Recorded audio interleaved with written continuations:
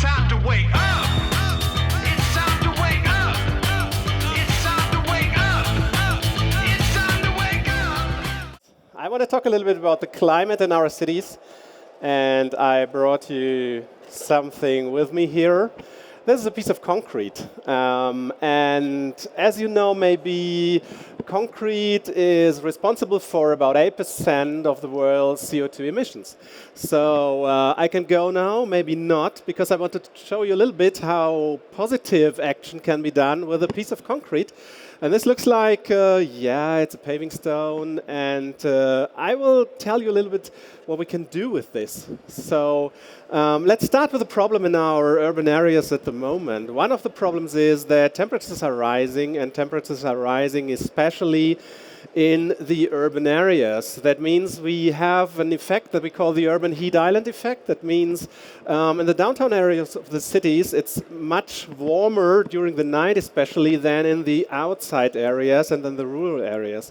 So the temperature difference is significant. When we are looking for some German cities, for example, it depends on the size of the city. For example, we are going to North Rhine-Westphalia here, and on the right side you can see Cologne. Cologne has about 1 million inhabitants, and the temperature difference during the night is more than 8.5 degrees.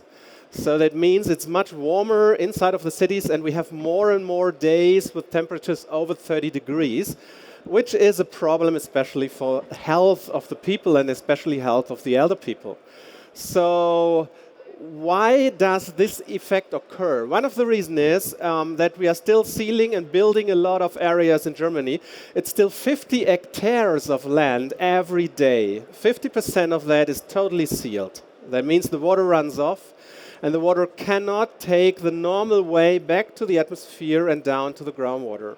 On the other hand, we are losing too much dark colors. Look for the asphalts and tarmac. So they're heating up over the day, and over the night, all the heat comes up. We have a low solar reflectance index. We have less vegetation because we are building on all these areas, and we need more vegetation because there's one thing that cools down every climate, and that is evapotranspiration or evaporation. And that means when we don't have water, we don't have evaporation, and then the problem with the urban heat island effect occurs. So we have a global increase in temperatures, and as I told you, the rainwater is drained out of the city as fast as possible. So evaporation, as I told you, cools down the environment, and every environment, and our drainage systems are designed to take the water as fast as possible out of the urban area, and we normally use sewers for that. So we leave the water into the underground and we discharge it to the next river. And we know, because of the problems at the moment, today I think we will have the next news about that. So we have extreme rain events afterwards. And within these extreme rain events, our sewers are too small, and that means we are getting flash floods. And this local flooding occurs more and more, and we can see this is a study of the Potsdam Institute for Climate Impact Research, and you can see these are 24-hour rain events all over the world, and they just look for record-breaking rain events. And when you're looking for this diagram, you will see that since 1900, we have decades with a little bit more and a little bit less record-breaking rain events. But since 1990, we can have a significant increase of those events. And especially at this time now, it doesn't look like a linear function. It looks like that it accelerates at the moment. So you've heard Dubai 3 weeks ago. You heard Greece last year, nearly more than 500 millimeters in 24 hours. So on the other hand, it gets more dry during the summertime. And as I told you, one of the solutions to the problem is more green, more trees, more green areas in the cities. But green infrastructure needs blue, needs water. And especially during the summertime, we will have a little bit less of rain because we have longer time periods with no rainfall in Germany. That means 2-3 weeks without rainfall. And this is not good for the vegetation because you can see here at this draft monitor for Germany, this was in 2027 in August. You can see that the whole soil until a depth of 1.80 meters is dried out, and especially the soil, the uppermost 25 centimeters of soil have no water anymore. So that's why we have to find a way to store the water and to use the water always during the summertime for the vegetation. And therefore, I think we found a good solution. So on the one hand, we have the urban heat island problem, we have global warming, we have more drought situations in Germany, we have water scarcity because of this situation, and the urban vegetation is under stress. On the other hand, this water that we take by the sewers out of the city does not recharge our groundwater. So that means our groundwater levels in the urban areas are also under stress. So then we have the extreme rain events and flash floods, the overloading of the sewer systems, and another point, and that is the reason why we drain this water out of the city. Stormwater runoff from roads normally is polluted. So you find heavy metals, you find microplastics from tire wear, you find a lot of substances that you will not have in the groundwater because groundwater is our potable water at the end of the day. So what can we do? We want to build sponge cities. So Berlin calls itself Sponge City. That is what we want to do, and therefore we need a whole toolbox of different things, and many of them are implemented still. You can see green roofs, for example, and green facades. You can see decentralized stormwater management, so we are using infiltration facilities, for example. We're using climate trees, so we need new trees here in Germany, because they are not adapted to the situation that we have at the moment. But what we also want to do is we want to unseal these paved areas. We need paved areas because we need roads, we need car parks. Somewhere must our cars go, and especially the trucks also. We must deliver goods into the cities. But on the other hand, we can theoretically also pave areas, but we must not seal these areas so they can be open. We must build porous structures where water can go down towards groundwater. And that's why in the future, when we are in the planning phase of a new development here in Germany, for example, we are looking for the total water household. That means we are looking for precipitation, but we are looking for evapotranspiration. That means we want to also build higher transpiration areas, higher evaporation areas within the cities. And we are looking for groundwater recharge, and we are looking for surface water runoff. And the aim is to be as close at the natural water household as we can. So we want to build a city with a natural water household and not with the urban water household. And now the problem is, in Germany, 45 to 50% of the rainfall in a natural environment evapotranspirates. So this is a big challenge in the cities, and only with that we can cool the cities. So we need a paradigm shift in these urban drainage. That's very important. So we need spongier cities, we need more green areas, green roofs, green walls, we need rainwater reuse. Rainwater is clean and rainwater is for free. So why don't we use it? And even if you use it for irrigation, your plants will be happy to get rainwater and not our hard groundwater that we use as potable water in Germany. And we need more retention of rainwater so that we prevent flooding and more groundwater infiltration. And at the end of the day, we also have to treat the water. So what do we do with our roads and car parks? 40% of the inner city area is used for traffic areas. So first of all, I will show you a video of this little paving stone here. And you can see how much water it can infiltrate now. So within this test, I added 250 millimeters of water. That's much more water than we normally expect.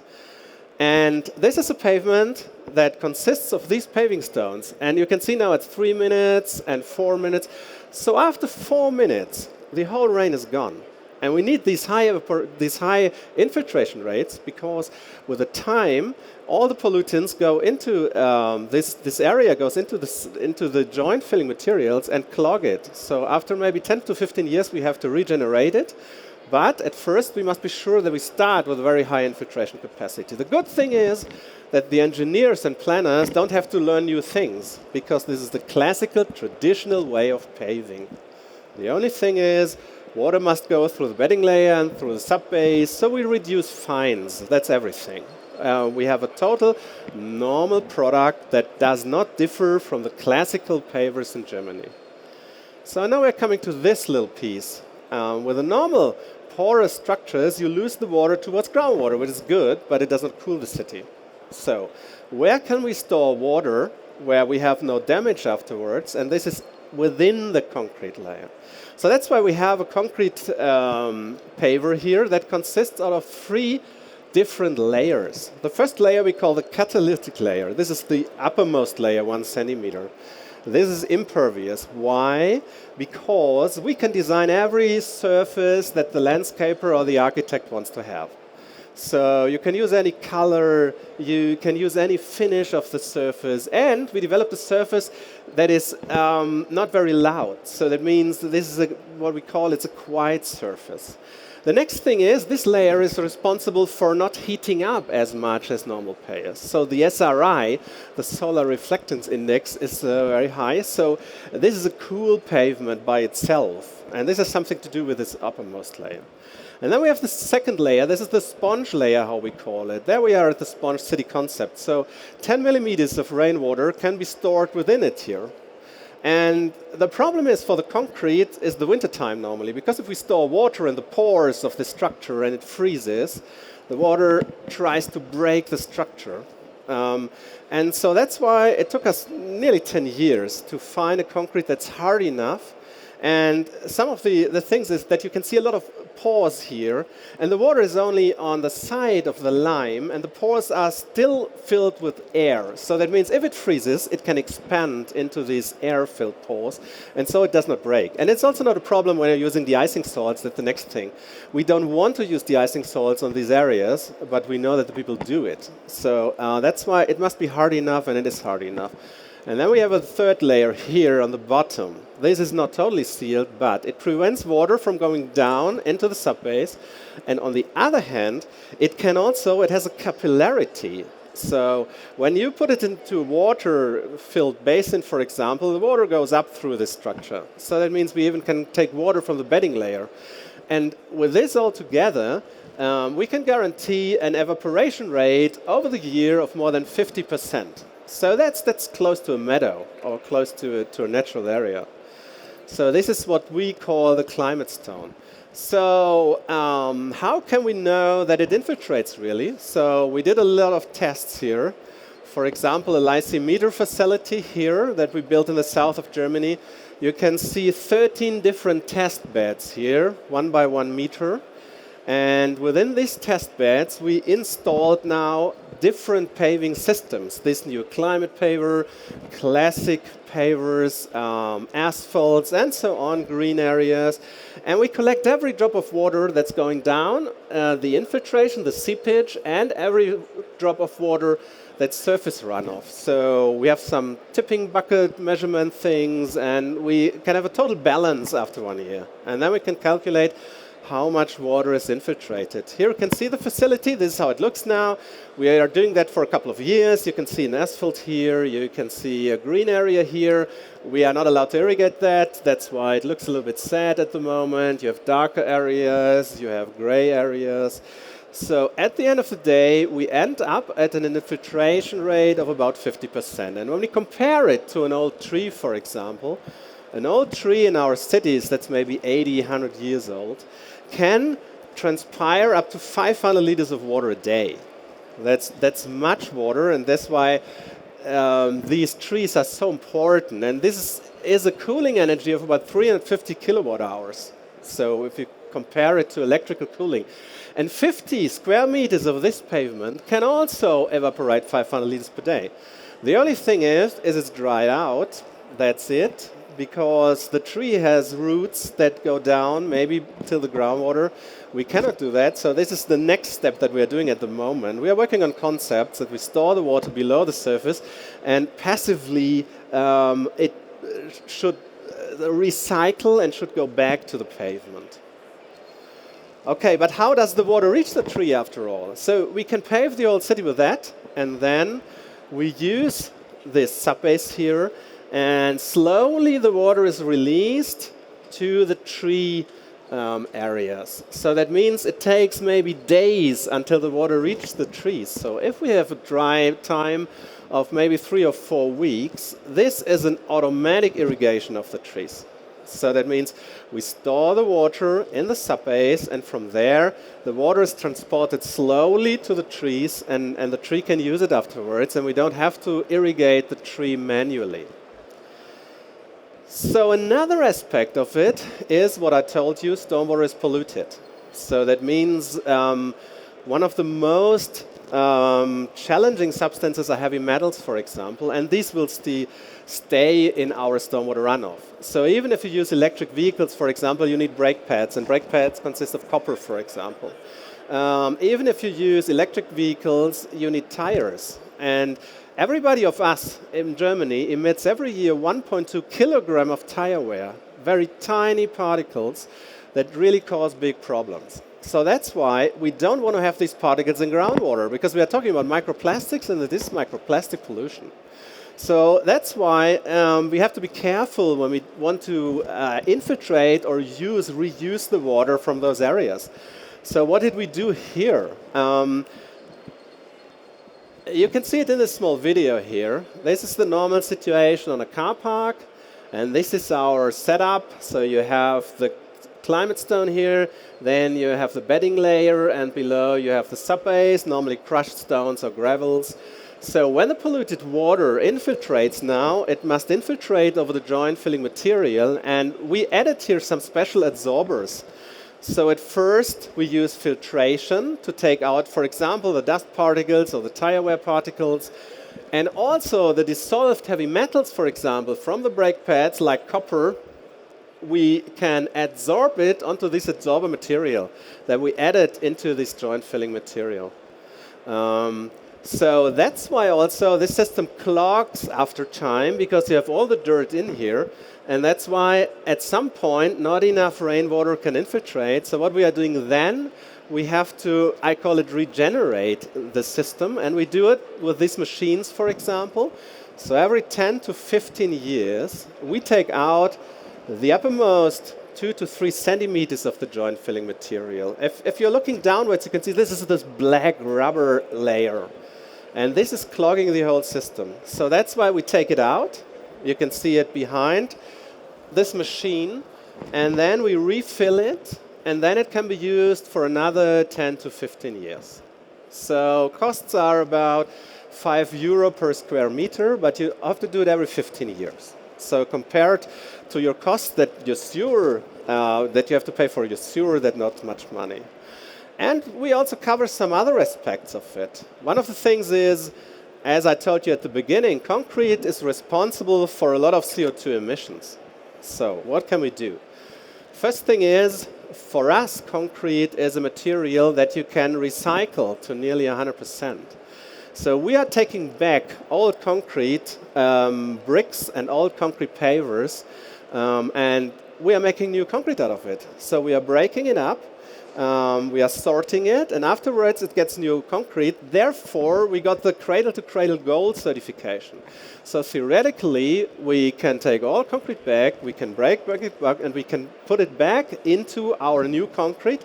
And the good thing is the concrete even gets harder with that. So the quality gets better when we are using used concrete. The only problem is we don't get enough used concrete. If you have concrete after this session, come to me and we will take it for free. So you don't have to pay for that.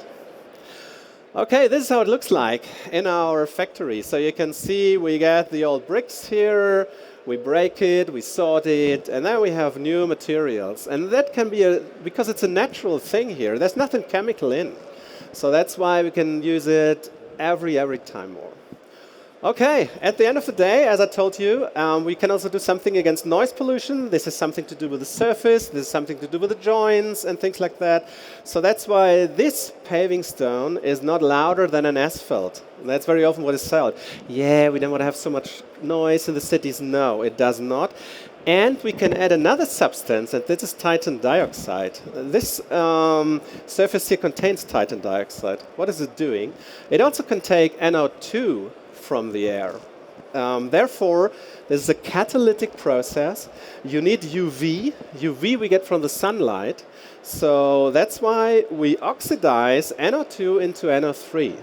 And this is washed off and it's going downwards to the groundwater. And I know that everybody will now say, now we don't want to have NO3 in the groundwater because we have much NO3 in the groundwater. But believe me, most of the nitrate that you find on the roads is coming from our classic catalytic converters. So that means when we use this, maybe we have 1% more. So it's not significant. So I was horrified at the beginning when I said, okay, you want to produce nitrate on the road? Really, that's not a good idea. But the question is, do you want to have NO2 in the air, or do you want to have a little bit more nitrate in the groundwater? So that's why I think that's the best way. So why can the climate stone lead to more resilient and livable cities? As I told you, we can preserve the natural water balance on site because we infiltrate and we have a very high evaporation rate of about 50%. So that means 50% of the water, like in a natural system, will evaporate back to the atmosphere, and that's why cooling the microclimate in the urban areas. We have a very high SRI. That means the areas do not heat up like classic areas in the cities, so they stay cool over the day.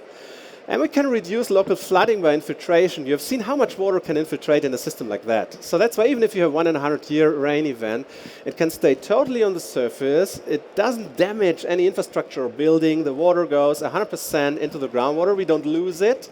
It's there for groundwater recharge, and it is there for the trees and for our plants in the cities. We also can collect it in a rainwater tank, for example, or a cistern. Doesn't matter. So we can protect groundwater because we remove those pollutants like microplastics, tire wear particles, heavy metals, mineral oil hydrocarbons from drip losses, and all these things that we can find on our trafficked areas. We can reduce noise and air pollution with these systems. So the more we use them, the higher is the noise and the air pollution in the system. And we can reduce CO2 emissions and the use of natural resources by this infinite recycling because of the cradle-to-cradle gold standard. So that's why we want to, the concrete has to stay as it is, because here is nothing in, as I told you. This is just a little bit of crushed stones, crushed aggregates, a little bit of sand, water. We don't use drinking water for production since 30 years. We only use rainwater. And we recycle the rainwater in the company, for example. And we do some other things. For example, our trucks deliver the goods with natural gas, and now, since this year, with biogas. So that means we are trying to get the CO2 footprint there also low. And that's why we're trying to get the CO2 emissions as low as possible during transport, during the buildup of the products, and so on. So at the end of the day, you can pave all the areas, nearly all the areas in the cities with those systems, which make them more livable because they are actively cooling the city. You prevent flooding, for example.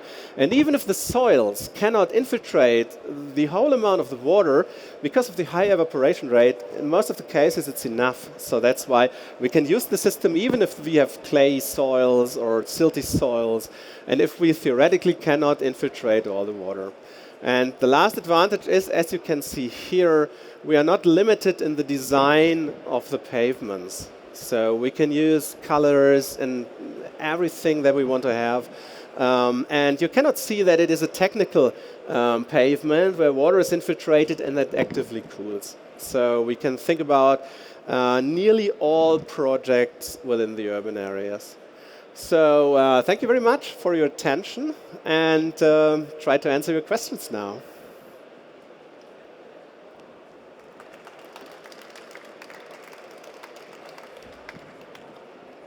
Yes, please.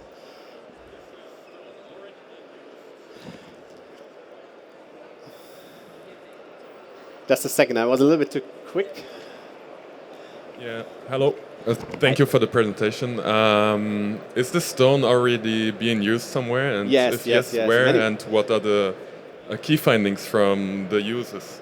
Yeah, so generally, this is the 4th generation of these pavements. So we started in the 90s maybe. So we have pavements now that are in operation since more than 30 years. These had not these high evaporation capacities, but they were permeable pavements, infiltrating pavements, and we have cleaned them for a couple of times. We know that we can regenerate the infiltration capacity and things like that. We know from the beginning that we made some mistakes, naturally. For example, one thing was that we used porous concrete blocks that were totally porous. And this is a little bit tricky, because then you have also a porous surface. So what does that mean? It is tricky because when you have high loads of trucks, for example, this is not as hard, this concrete is not as hard as this one. And it made us, or there were some problems during frost periods, for example, at the beginning. This is one of the reasons why we don't use it anymore. So we have those things, for example, for a schoolyard, it's perfect, but not for a road. So the other thing was we saw that there were many problems during the planning and building process, for example. So the use of wrong materials. When you use a sub-base material with maybe 30% fines in, there is no high infiltration capacity. So in the first winter you will have water on the surface or something like that. So we learned that you have to control your construction sites. You have to look exactly which materials are used. Because even if the company says they're using a material with low fines, must not be the case. So we made mistakes, we learned a lot of things, but I think we are now at a level, because we do that in more than 30 years, that we can say normally this really works perfect, and we know that it also, as I told you, works over 30, 40 years without problems if you do the maintenance and if you do the right planning and construction work. Here in Berlin, for example, there are many of these. Yeah, hi. Thanks for the presentation. First thing, I also wanted to know where in Berlin these are, because I live here, and especially in a phase like this, after 4 weeks, the city is so dry, it's incredible. You can barely breathe. And the other thing is, I ride a bike a lot, and my question is, how long does the surface stay even? Because that is a pain in the ass. Yeah, it is. But this is a problem of construction work, really. And we try to educate the workers, and they do a lot of mistakes, really. First problem is these joints here. So a joint of this system, when you have a stone of 8 centimeters, must be 5 to 6 millimeters wide. So when it comes to the construction site, they normally lay the bricks or the pavers close together. So there's not enough space for the joint filling material. This is the first problem. And then the stones break here, they move, they shift a little bit, and then you have all these problems. So that's why our new systems, they have some spacers here, so that you guarantee the 6 millimeters. That's absolutely important. Second thing is you have to use the right materials, but most of the problem occur when you don't have the right joint filling material. So if the right materials are used and it's compacted as good as we say normally, and if the water can infiltrate really, if the drainage capacity, the infiltration capacity of the subbase is high enough, then it stays really flat. So we use it for a lot of bicycle lanes. It's ideal for that. And the other thing is, for example, one of the biggest mistakes is if your bicycle is coming and going like this over the paver, it's not the best way to do it, even for cars. So you have to shift it at 45 degrees.